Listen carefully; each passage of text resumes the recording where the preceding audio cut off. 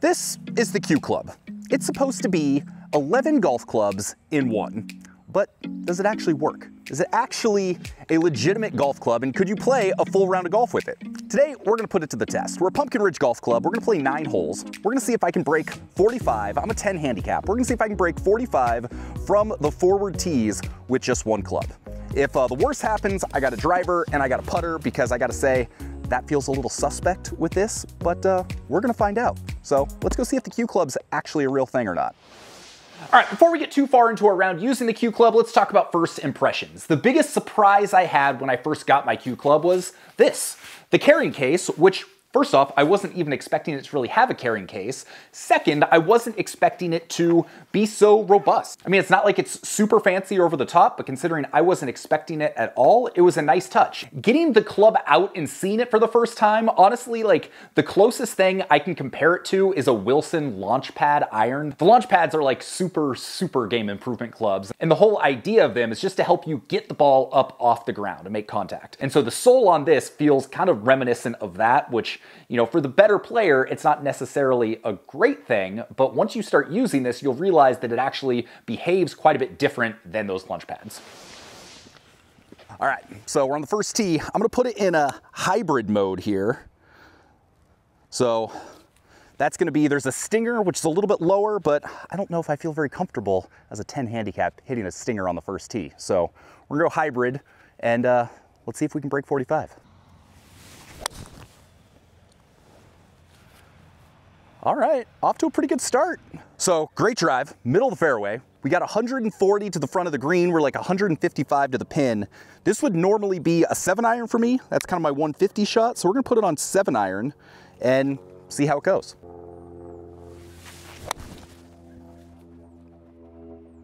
We're on the green. Q Club. Okay. Much to my surprise, we got about a 12-foot birdie putt here. And I'm still nervous about this, but we're gonna throw it in putter mode, see what happens.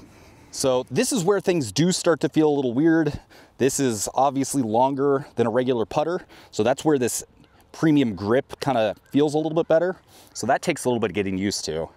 This should break a little bit left to right.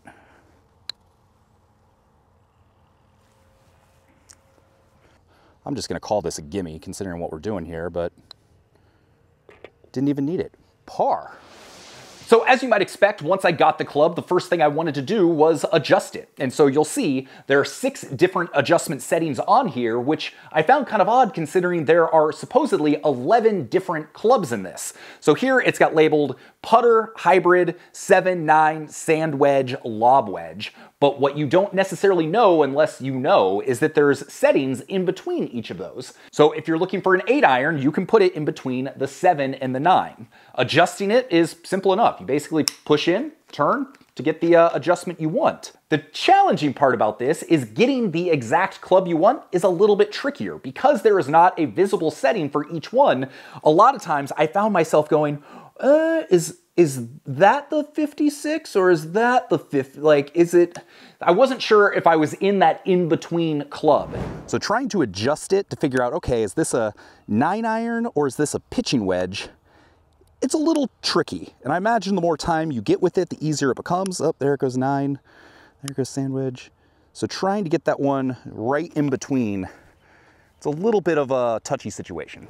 One of the other things you will notice right off the bat is that the grip is quite a bit longer than your traditional grip. And one of the reasons for that is because you're going to be using this as everything from your pseudo driver to your putter. And so you're going to want to be able to, in some cases, hold the club all the way at the back, or if you're using your putter, you're going to want to be able to move your grip up a little bit so that it feels more like an actual putter. Hey, real quick, you probably know this, but if you do decide the Q Club is right for you and you click one of the links below and you buy the product, I will get a commission. To make it really clear, I don't care whether or not you buy this or anything else I talk about. My whole goal with this channel is to help you find the right products for your needs. So if you got some value out of that, you do decide that this is something you want to get, if you use those links, it allows me to continue making videos like this for you. But if you're not okay with that or you think that makes me biased, totally no hard feelings, you can go to q.golf.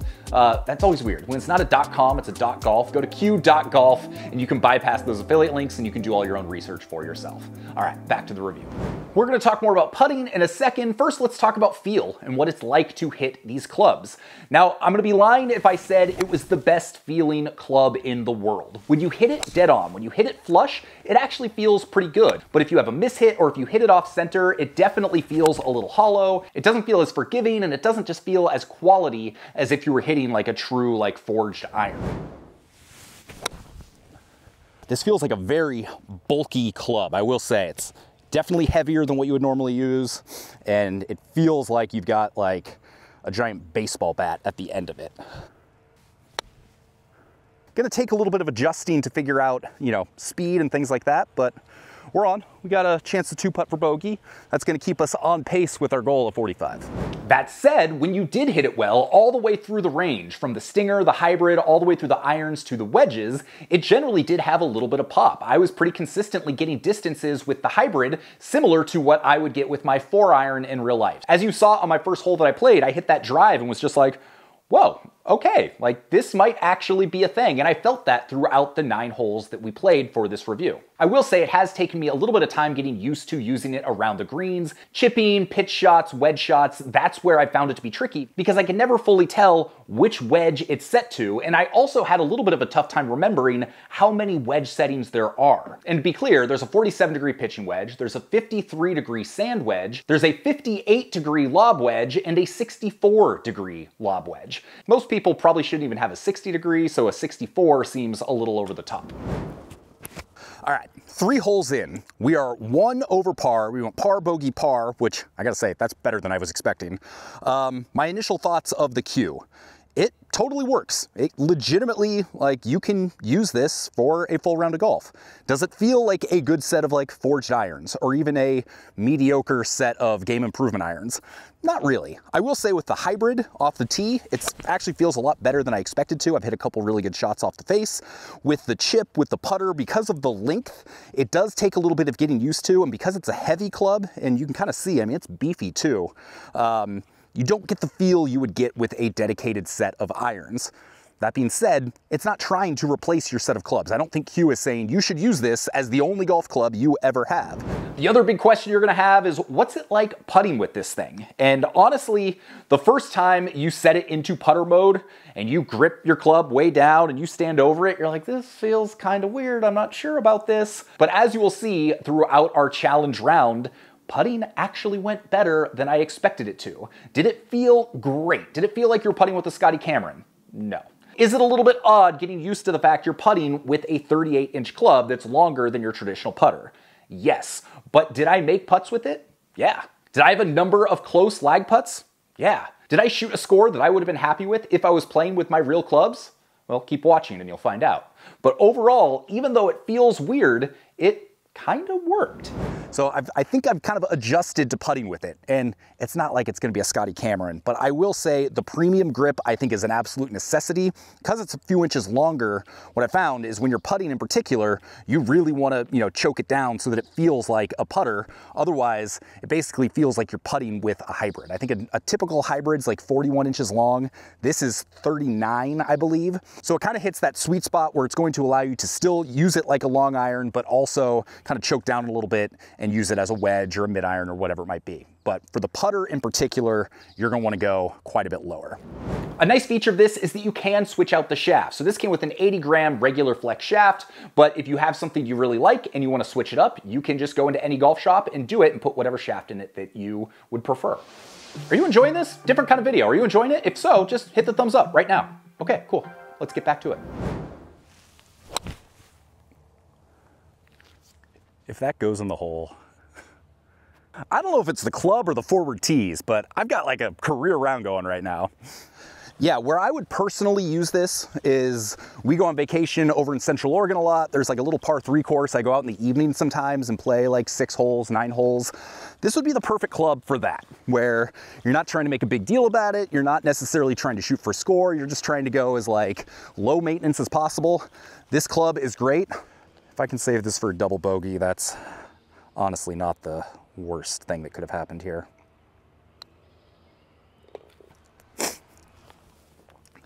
Considering how this hole started, that could have gone a lot worse.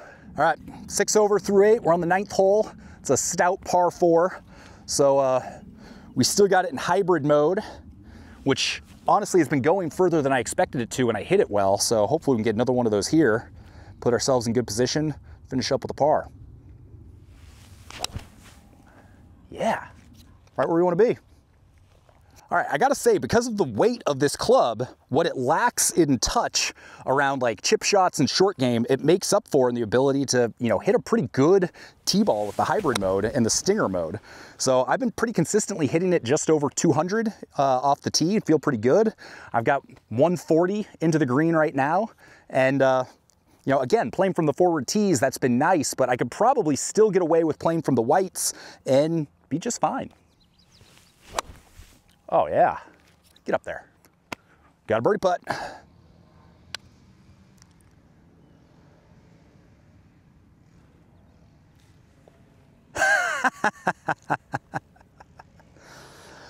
Finished off with a birdie. 41 through 9. I honestly did not expect to break 45. I definitely didn't expect to roll in a 30-foot birdie on the 9th hole. Let's go talk follow-up. I'll tell you what I like about it, what I don't, and whether or not it's a product you should consider. All right, so our challenge was a success. Playing from the forward tees for 9 holes, I was hoping to break 45 and we shot a 41, including that like 25, 30-foot birdie putt at the end, which honestly kind of surprised me. So at $299, should you buy this club? Well, let's be honest, it's a very niche club. You know, it's not gonna replace having a full set. It's not even gonna replace having a half set. But if you're looking for something where you can just walk out onto a par 3 course with one club and go play, this can do the job. If you're going on vacation and you know you're gonna play maybe a few holes, but may not be playing a whole round, or you're only gonna be playing with your kids, this can do the job. Feel, it's not great. Like I said, it's gonna take a little while to get used to putting with it. It never felt good off the face when I was putting, but as you saw, I made some putts. I had a lot of putts get close, much better than I was expecting. Chipping, short game, same kind of thing. Feel isn't great, but you can still hit some shots with it. And again, when you hit it in the center of the face, it does feel okay. But those off-center ones, those are the ones where you really kind of feel it and it's like, oh yeah, that doesn't feel great. So is this club for everybody? No, obviously not. But if you're someone who's like, yeah, I could see myself going out and using it in the evenings, playing a few holes, keeping everything super minimalist, I think there's absolutely a place for this in the right person's bag, or not bag. With that, my name's Sean Ogle. I'm the founder of this thing here at Breaking 80, where we talk about cool golf products and cool golf courses. If you got some value out of this, maybe go hit subscribe, and I can't wait to see you on the next video.